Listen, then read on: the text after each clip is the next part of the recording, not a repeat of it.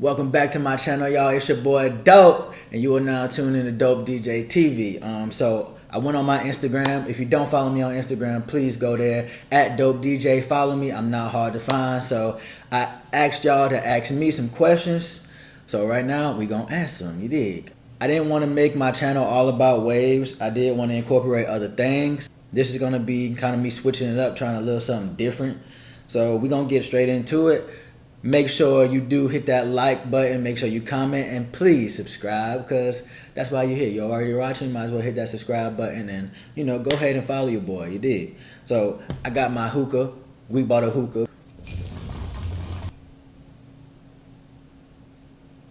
Yeah, cool. It's vibes. Cool. Of course, this isn't a wave video, but my waves is still bussin'. Just gotta let y'all know. And you know my brush is right here. It don't leave my side. You know I keep that thing on me. Come on now. Y'all did have some good questions for me, so we gonna jump straight into it. First question: is eating ass nasty? It ain't nasty, depending on who you ask. Me, I'm honestly, if you're with somebody, just eat the ass. Honestly, like it ain't that deep. Y'all be making it a real deep issue. We all grown. Go ahead, dive in head first. If I could, I put my whole damn head in. Y'all just some little, I got some little perverts. Y'all some little perverts. All right, this next question is: what's the nastiest sex thing you've done?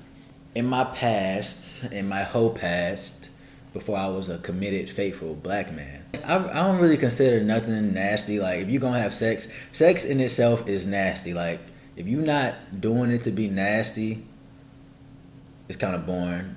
So I feel like all sex is kind of nasty. But I mean, the most outlandish thing I've probably done is probably like fucking outside in the public where people could see you.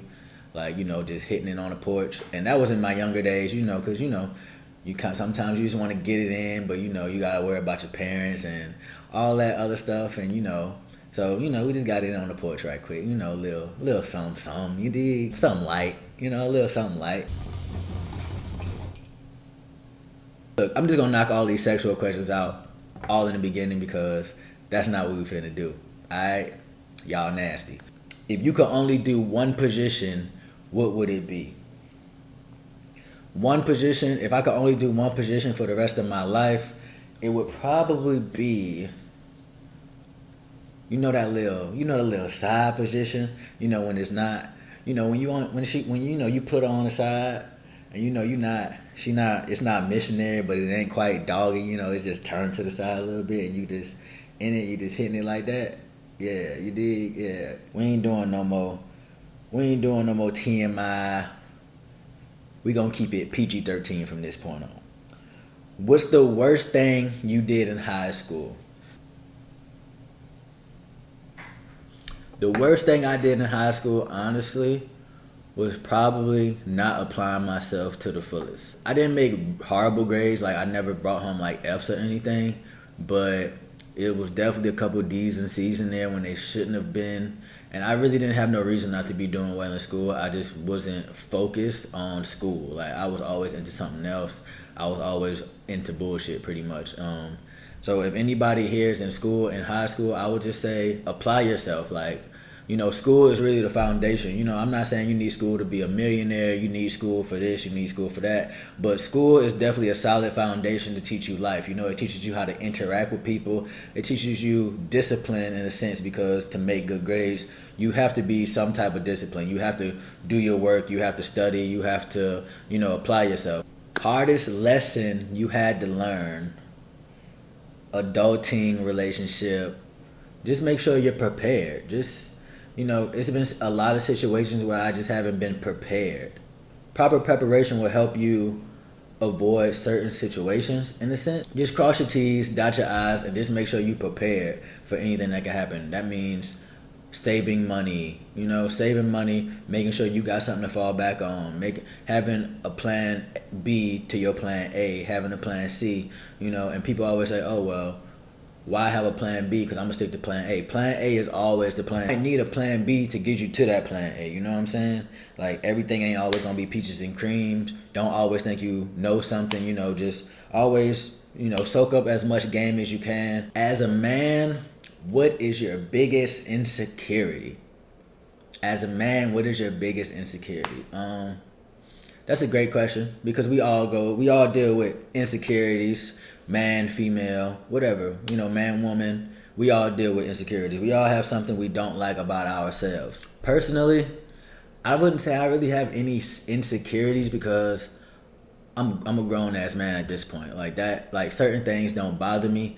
Growing up, maybe I had a few insecurities, like, you know, not being the tallest, not being the strongest, you know, definitely things like that. But as far as like something I'm insecure about right now, it's really nothing I'm insecure about, because I pretty much dealt with everything. I pretty much accept myself as I am. I accept it for what it's gonna be, and anything I don't like, I have the power to change it. Anything you don't like about yourself, any insecurity you have the power to change that. You have the power to tweak it. What's the best thing about being in love, let alone finding the person you love?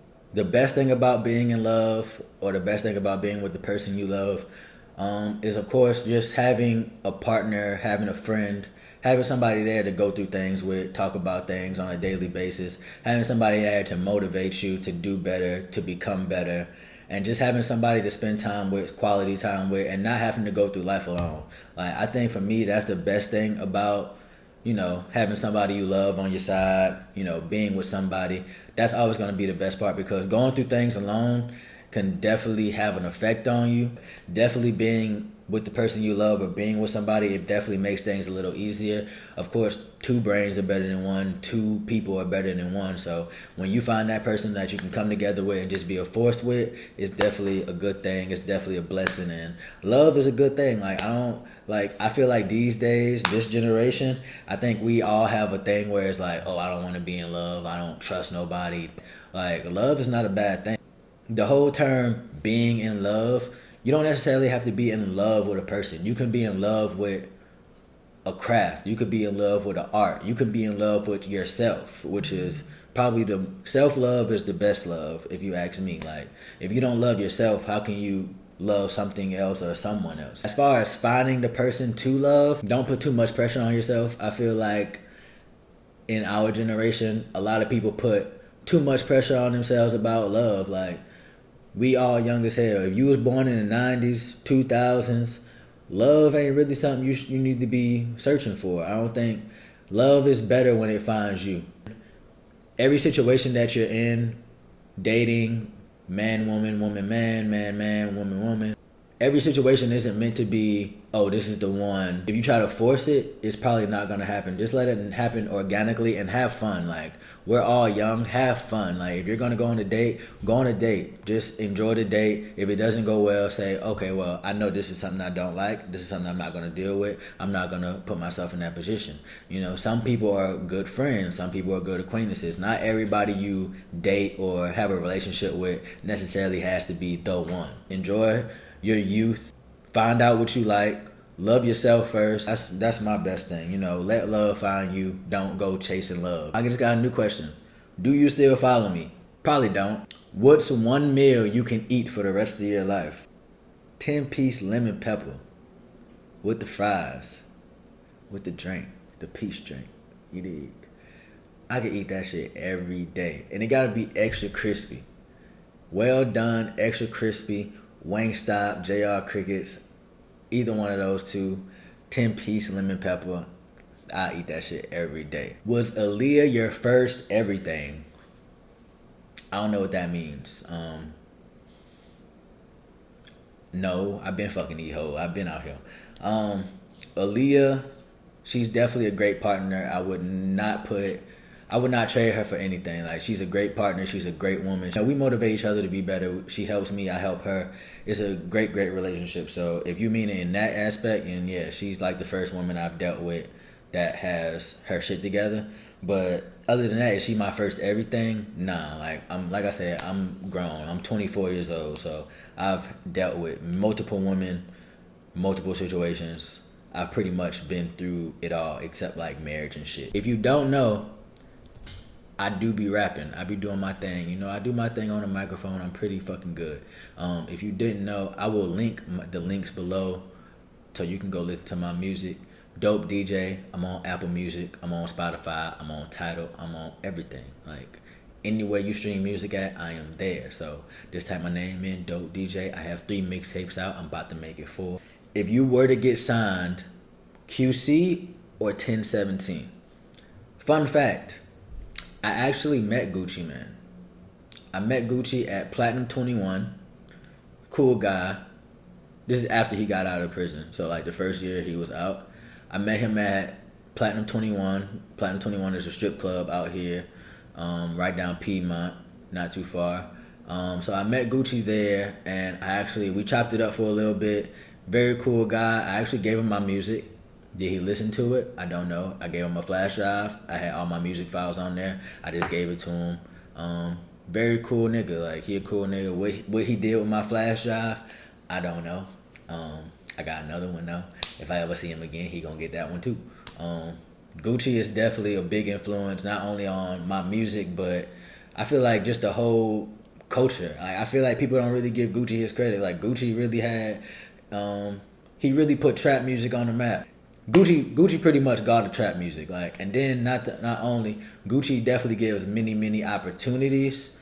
He's put multiple people on, like from Migos, Young Thug. Gucci definitely stamped a lot of people before they were like certified on their own. Gucci definitely put his stamp on a lot of people early. Waka, you know, like Gucci got a good track record of putting people on and being successful with it. So I would love to be a part of that. You know, if you ask any of my friends, I always say, man, I'm gonna get signed by Gucci. So Gucci, if you see this, just know you took my flash drive at Platinum 21. As far as QC, if y'all don't know who QC is, you know, QC is Lil Baby, Migos, Lil Yachty.